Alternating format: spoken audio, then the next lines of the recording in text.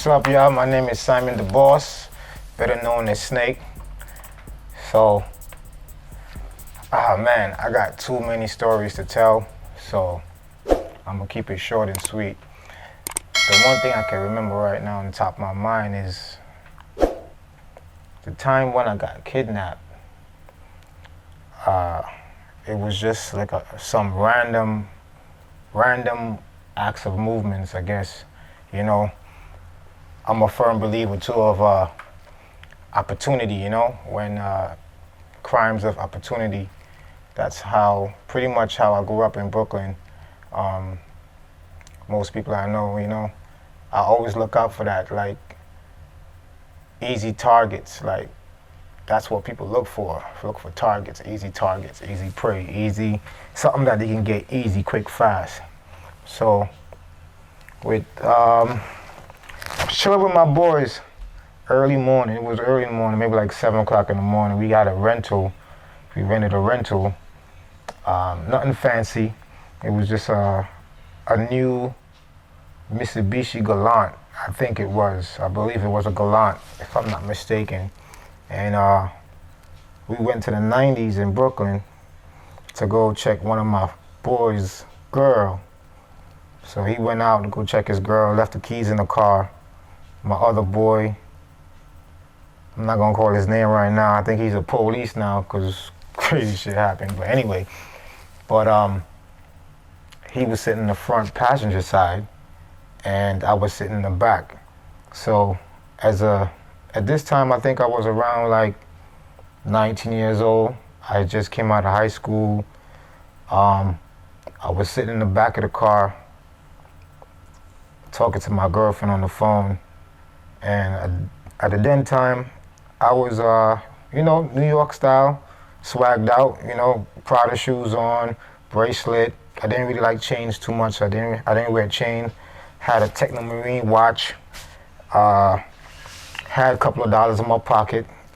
Not much. I had $60 to be exact in my pocket, and I had a nice bracelet on, nice iced out bracelet. And I'm on the phone. I'm sitting in the back, and I'm talking to my girl. And I noticed these two dudes walking down the street, and they stopped. But I didn't really pay too much attention to them. I did see them, I did acknowledge them, but I just kept like, okay, just talking to her.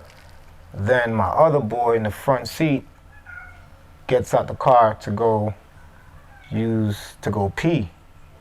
So this time, by the time he gets out to go pee, the two dudes had already passed the car, and now they behind me. Didn't see how far they went, but I did see they passed the car. So when my boy got out to go pee, in no time, the doors opened. The passenger door opened, one guy jumped in, the other guy jumped in the back, put a gun to my head, put it down on his lap. So at this point, he got the gun to my head, and my head is on his lap. The other guy jumps over to the driver's seat and drives off with the car, with me in the back of the car. At this time, I'm saying to myself, what the fuck just happened? Like, I seen this shit, right? But the part what always really had me puzzled to this day is that the first thing they did was pat me down. So like, if you know me, if anybody know me, they know I always carry a gun. I always carry a pistol. I always had a pistol with me. And that day I didn't have one on me. And the first thing they did was kind of touch my waist, pat me down, make sure I didn't have a pistol on me. And then he put me head on his lap, gun to the head, drove off with me. So at this point, I'm thinking to myself, I gotta do something, because this car's a rental. I don't care about this car. If they get too far with me, they can do whatever.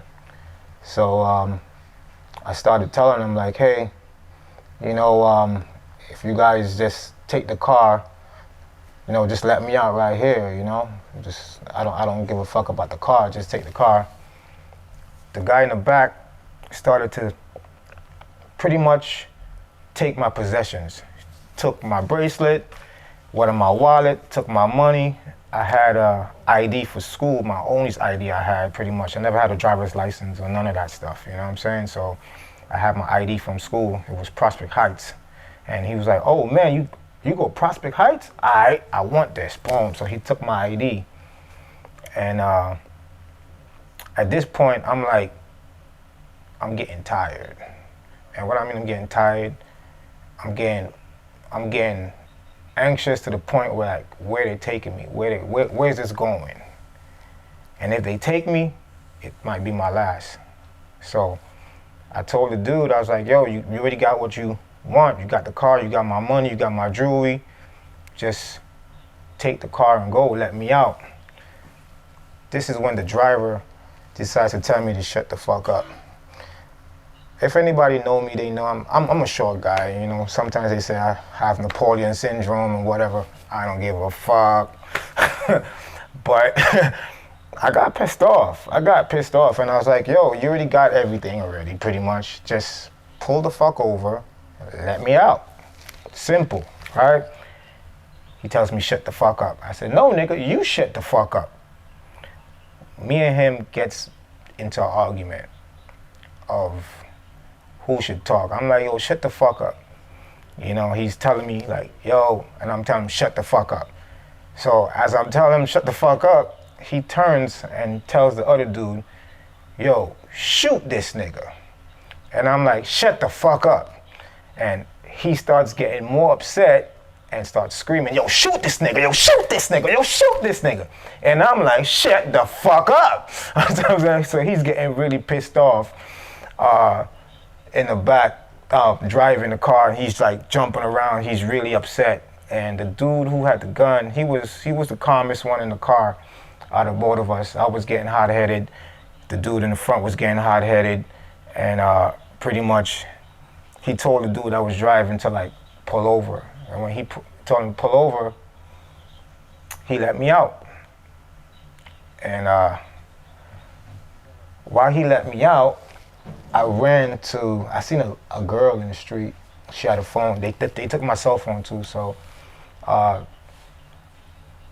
stopped this girl in the street, and she was like, I was like, yo, can I use your phone real quick? I just got carjacked, you know? She was like, nah. I'm like, man, well, fuck you then, you know? And she basically was like, what? Like, fuck you, like, you know? I'm pissed off at this point that, you know, so I'm mad at everybody right now. I'm fucking pissed off. I almost lost my life. That's how I felt. And she's like, man, I'll call my man for you. I was like, I don't give a fuck you and your man, you know what I'm saying? And I went down to a payphone, and I think this is the only time in my whole life, as I'm thinking about this right now, I ever called 911. So I called 911, and pretty much I reported the car stolen. I said, hey, they came, well, while I called 911 and they were coming, the girl that I told fuck all, I said, fuck you and your man, she was on the phone with her man. And he came. So while I was on the payphone, I see they coming down the street. Her and her man was coming down the street or whatever. And so I get into argument with both of them. At the same time, the police came and kind of pretty much took me away with them. And in the precinct, I'm telling them what happened. I'm telling them this story, like, hey, I'm sitting in the back seat, these two guys jumped in the car and they pretty much took the car. Being my history with certain activities and stuff like that, they thought I planned it. They thought I had something to do with it. They thought it was all a setup. And they didn't believe nothing I was saying, pretty much. They thought I stole a car and I'm just reporting it right now. And it was fucked up. Yeah, they didn't really believe shit I said.